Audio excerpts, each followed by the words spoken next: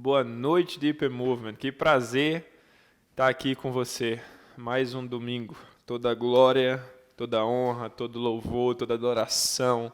Que tudo seja dado ao nosso Rei, ao nosso Senhor e Salvador, Jesus Cristo. Quero te convidar agora para a gente meditar na palavra do Senhor. Então, por favor, abra aí a sua Bíblia em 1 Tessalonicenses, no capítulo 2.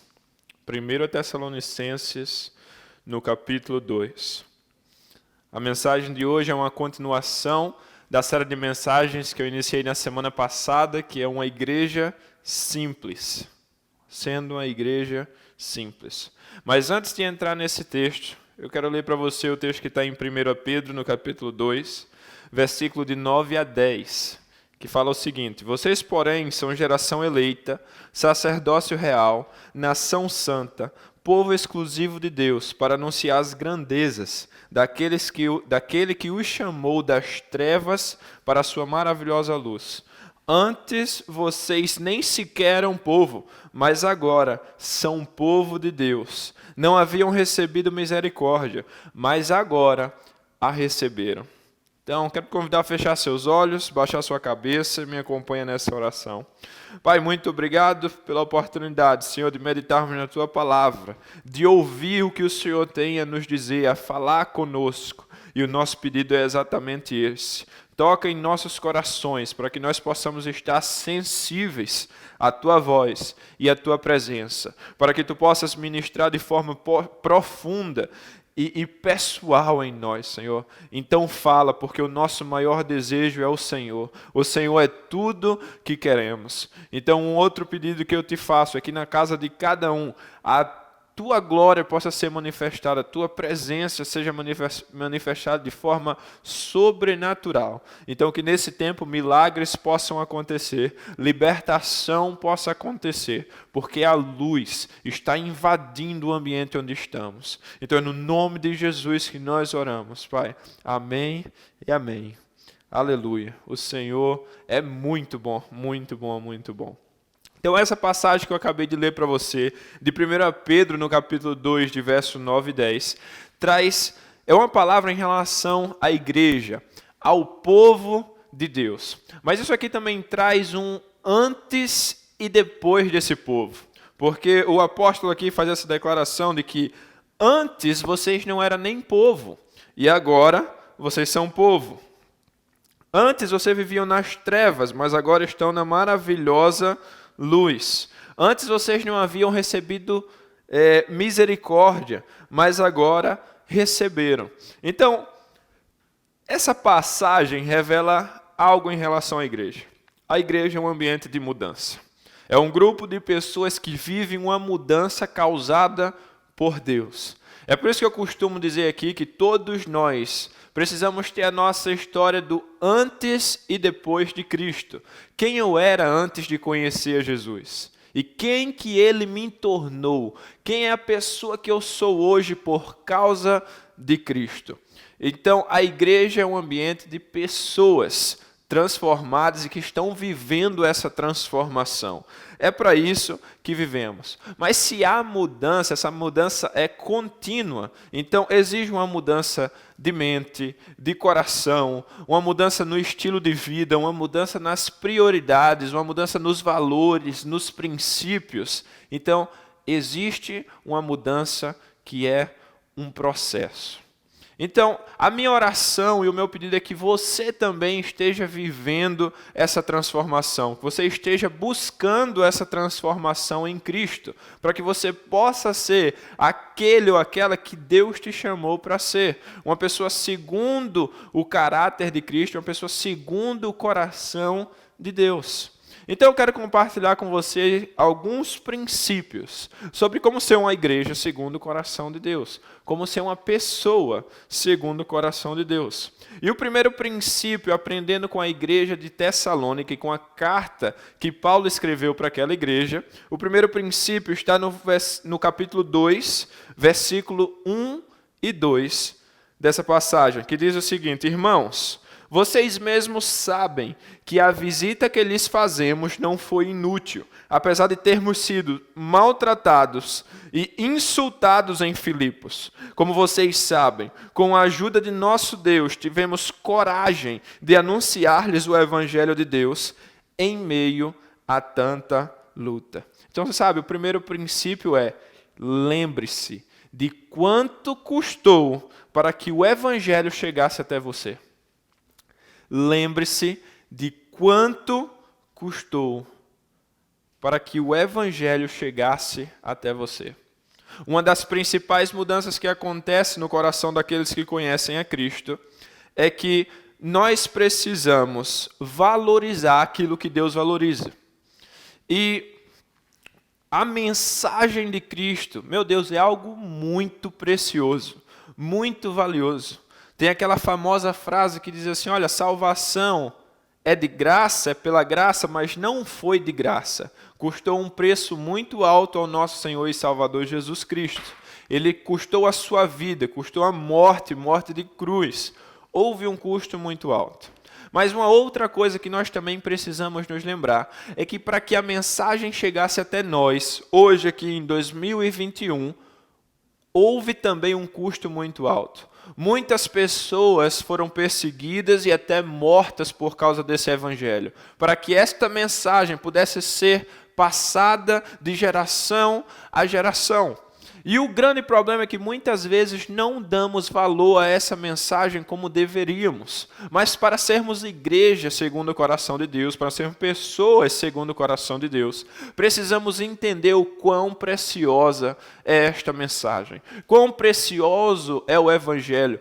Quanto que custou para chegar até nós. Muitas vezes vivemos sem dar valor algum a esta mensagem e tentamos vivê-la ou anunciá-la de qualquer jeito, ou talvez nem anunciá-la, nem falar sobre esse assunto. Olha, custa muito. E até nos dias de hoje eu vou te falar, olha, se você tem líder de célula, se você tem pastor, saiba de uma coisa, eles pagam um preço muito alto para cuidar de você.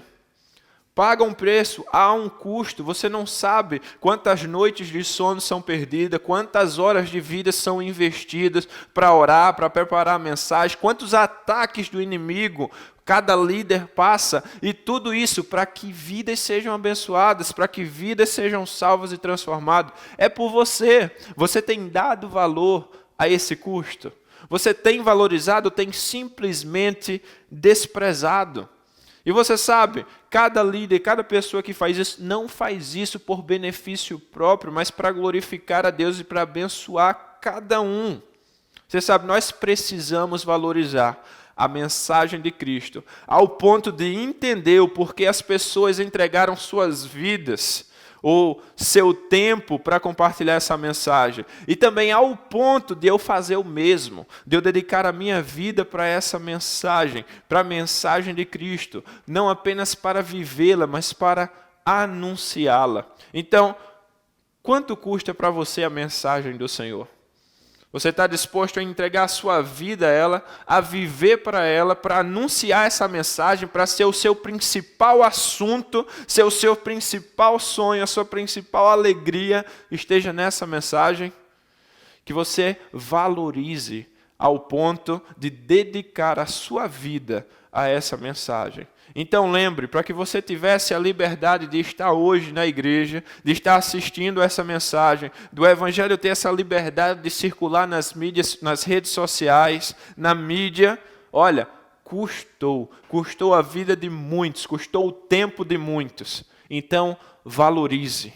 Valorize, porque a pior coisa é a vida de um ingrato. Você já passou por aquela experiência de você se matar, de trabalhar, de investir seu tempo para comprar algo de alguém e aquela pessoa não dá valor por aquilo? Exatamente. Houve um custo muito alto e se você não valoriza essa mensagem, se você não valoriza o preço que muitos pagaram para que houvesse a igreja, que a igreja continuasse, você está sendo um ingrato. E ou vida ruim é a do ingrato. Então, seja alguém que valoriza a mensagem e o preço pago por muitos para que a mensagem chegasse até você. Seja grato a seus familiares que oraram por você, por seus líderes, seus pastores que oram por vocês, que dedicam a vida a vocês. Seja grato, porque a vida flui através da gratidão e da honra. Então, viva na gratidão. Lembre-se de quanto custou. Saiba que não foi assim de graça. Custou e custa para muitos. O segundo princípio que eu quero compartilhar com você é concentrem-se ou foque em agradar a Deus. Concentrem-se em agradar a Deus. No versículo 4 desse mesmo capítulo de 1 Tessalonicenses 2, fala o seguinte: pelo contrário, como homens aprovados por Deus, a ponto de nos ter sido confiado por Ele, o Evangelho, não falamos para agradar as pessoas, mas a Deus, que prova os nossos corações. O versículo 6 também diz assim: não buscamos reconhecimento humano, quer de vocês ou quer de outros.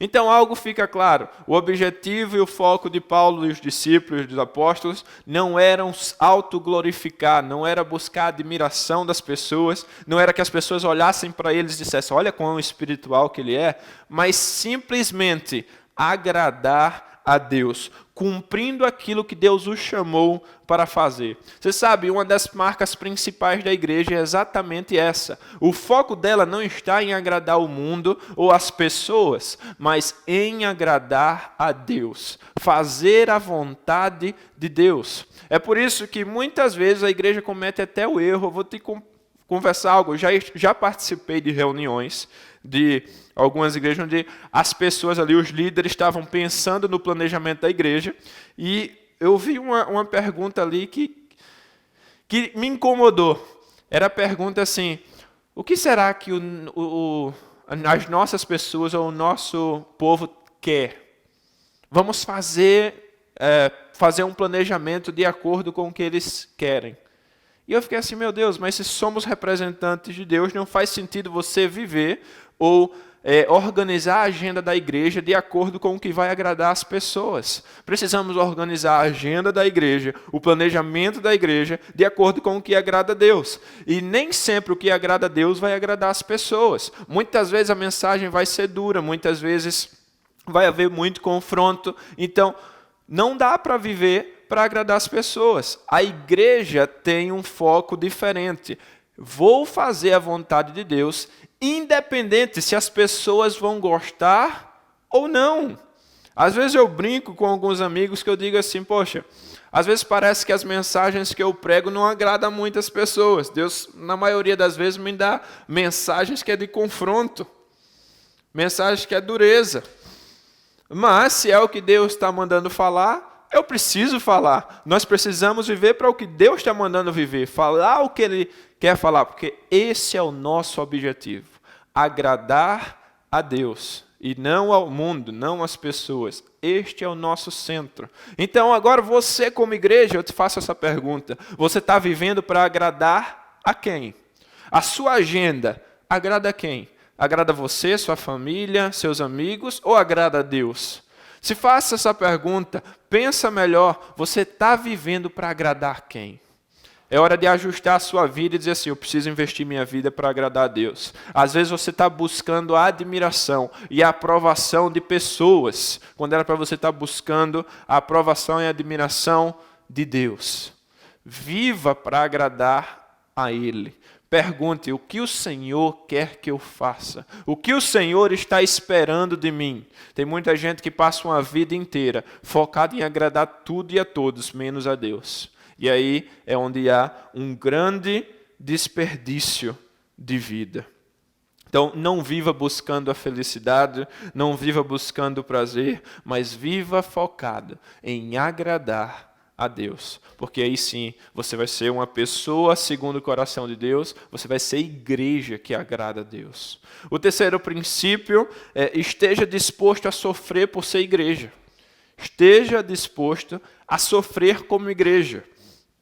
1 Tessalonicenses 2, agora o versículo 14 ao 15, fala assim: porque vocês, irmãos, tornaram-se imitadores das igrejas de Deus em Cristo Jesus, que estão na Judéia. Vocês sofreram da parte dos seus próprios conterrâneos as mesmas coisas que aquelas igrejas sofreram da parte dos judeus, que mataram o Senhor Jesus e os profetas, e também nos perseguiram. Você sabe, muitas vezes cometemos o erro de achar que ser igreja vai ser algo maravilhoso, algo super confortável. Eu sou nação eleita, povo santo, eu vou ser conquistador. Eu vou só avançar, conquistar vai ser ótimo, não vai ter sofrimento, não vai ter decepção. Mentira! A vida com Cristo não é assim, e ser igreja não é assim. Uma boa parte da vida de ser igreja também inclui sofrimento. Nós sofremos pela causa de Cristo. Ou seja, quando nós decidimos verdadeiramente ser igreja como Deus espera que nós sejamos, seremos rejeitados, seremos acusados falsamente, seremos excluídos de muitas situações, perseguidos, criticados. Gente, não é fácil, não é algo tão simples assim. Quando você verdadeiramente decide ser igreja, você não vai ser alguém amado por todos, porque as trevas vão te odiar, e aqueles que vivem nas trevas, muitos também irão te odiar. Então, existe uma parte em ser igreja que inclui sofrimento. Aí eu te pergunto, qual foi a última vez que você sofreu por ser igreja? Se não há essa oposição, muitas vezes é porque você está vivendo do mesmo jeito do mundo, então você não incomoda. Porque quando você vive do jeito que a Bíblia manda a gente viver, da forma que Deus espera que a gente vive, isso incomoda muita gente. Então, vai haver perseguição. Mas uma outra parte desse sofrimento não é o sofrimento que sofremos por causa da oposição, mas é sofrer por aquilo que Deus sofre. Uma das marcas de ser igreja é ser um com Cristo. Ser um com Cristo. No entanto, é sobre ver a vida da forma que Ele vê, amar o que Ele ama, valorizar o que Ele valoriza, mas também sofrer com o que Ele sofre. Aquilo que desaponta a Deus também nos decepciona. Então, quando nós entendemos, quando nós somos um com Cristo e vivemos como a igreja que o agrada, nós sofremos, é uma dor lá no fundo do coração, por cada pessoa que nós vemos distante de Cristo, mergulhada no pecado, cada parente que ainda não conheceu a Jesus, cada amigo que ainda está afastado de Cristo, cada pessoa que ainda está rejeitando ao Senhor, que não está fazendo dele uma prioridade, onde Deus é a última parte da agenda deles. Essas coisas precisam gerar um sofrimento dentro de nós, uma dor no fundo do nosso coração, uma frustração, porque isso é sinal de que nós estamos sendo um com Cristo. Você sabe, não faz muito tempo, mas o meu irmão, Raoni, ele faz parte aqui da igreja, caminha junto comigo há um bom tempo. E desde que ele chegou aqui, no início, Raoni, ele tem um testemunho assim muito lindo do que Deus fez na vida dele, a transformação, e é óbvia a transformação que Deus fez na vida dele. Mas tem uma das marcas nele que me chamou muita atenção e que foi uma das comprovações de que Deus realmente estava agindo. Algum tempo atrás, Raoni veio até mim e eu podia ver nos olhos dele a declaração que ele fez. Eu via o sofrimento, ele dizendo assim: Caio, é difícil. Dói dentro de mim quando eu vejo as pessoas que passam pela igreja, que vêm aqui, mas não permanecem.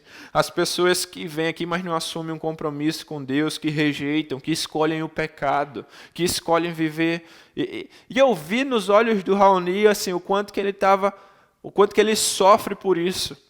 E o meu coração se alegrou ao ver aquilo, porque é um sinal de que Raoni está sendo um com Cristo. E aquilo que incomoda Deus está incomodando ele. Olha, sofrer pela causa de Cristo é marca de ser um com Ele. Então, tenha esse sofrimento no seu coração. Tenha essa dor por vidas. Sofra com Cristo, tenha a mesma frustração de Cristo. Para de se frustrar com as coisas desse mundo. Para e começa a tomar mais as dores de Cristo, não a do mundo. Morra para você mesmo, para que você nasça para Cristo. Às vezes você está simplesmente revoltado porque você está defendendo você mesmo. Você ainda se ama demais, aí se ofende com algumas coisas que as pessoas falam com você, ou se ofende. Gente, para com isso. Vai sofrer com o que Deus sofre. Vai amar o que Deus ama. Então, olha, esteja disposto a sofrer como igreja. Porque tem muita gente que é assim, enquanto é bênção, enquanto é tudo uma maravilha, show, estamos juntos, somos igreja. Mas quando o negócio aperta, que a perseguição começa, aí começa a abrir. Começa a querer desistir, a deixar a igreja, a deixar as coisas de Cristo. Para ser uma igreja que agrada a Deus, é preciso estar disposto a sofrer. É preciso estar disposto a sofrer. Então, coloca isso no seu coração, que ser igreja não é viver as mil maravilhas o tempo inteiro. É também passar com sofrimento, mas sabendo que nós passamos por sofrimento que vale a pena. E Deus não deixa a gente passar por essas lutas sozinho. A gente sofre junto com Ele, chora junto com Ele, e Deus está conosco. Então, esteja disposto a sofrer como igreja. E o quarto e último princípio que eu quero compartilhar com você nessa noite é que ajuste o seu conceito de sucesso. Para você ser igreja segundo o coração de Deus, você vai precisar mudar o seu conceito de sucesso ou de conquista. Olha isso aqui. 1 Tessalonicenses 2, versículos 19 e 20, fala assim, ó, pois quem é a nossa esperança, alegria ou coroa em que nos gloriamos perante o Senhor Jesus na sua vinda? Não são vocês? De fato, vocês são a nossa glória e a nossa alegria. Vou te falar algo aqui, olha, uma igreja segundo o coração de Deus, uma igreja simples, a sua maior conquista não é um templo ou um sistema ou a fama, mas são vidas salvas e transformadas. Então não é sobre quantos templos a igreja vai ter, quão famosa ela é no Instagram ou no YouTube, o ponto vai ser quantas vidas, ou se ela está alcançando as vidas que Deus confiou a ela para alcançar. E isso cabe a você e a mim. Se nós somos igreja, uma pergunta que eu te faço é essa aqui: qual é a tua maior conquista? Quais são as suas maiores conquistas? Às vezes você se orgulha tanto de falar sobre tanta coisa, às vezes suas conquistas estão em outras coisas. Muitas vezes você está dizendo assim, nossa, você se orgulha muito em dizer, olha, eu me formei em tal coisa. Você se orgulha muito em dizer, olha, eu comprei a casa, um carro, olha isso aqui, o meu carro. Ou você se orgulha até na sua família. Olha meu filho, que bênção, que maravilha.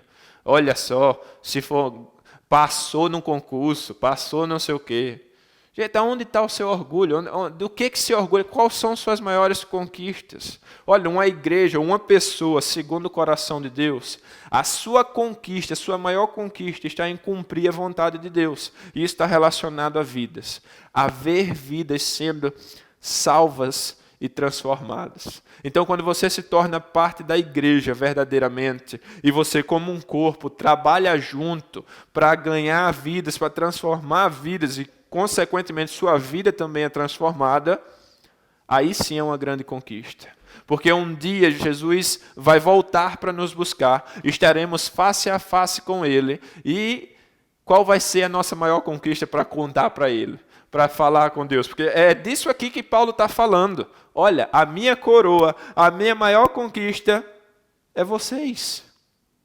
Eu vou poder diante de Deus dizer assim, Senhor, olha aqui, cumpri o que o Senhor me confiou. Está aqui pessoas, vidas que foram salvas e transformadas. Então, o que vai alegrar ao Senhor naquele momento não vai ser os cursos que você concluiu, Não vai ser os carros que você comprou, não vai ser o dinheiro que você juntou, mas vai ser o quanto que você participou da obra de Deus aqui na terra para salvar e transformar vidas. Então, está na hora de mudar o seu conceito de vida. Tem muita gente que acha que está bem sucedido, quando na verdade está vivendo um maior fracasso.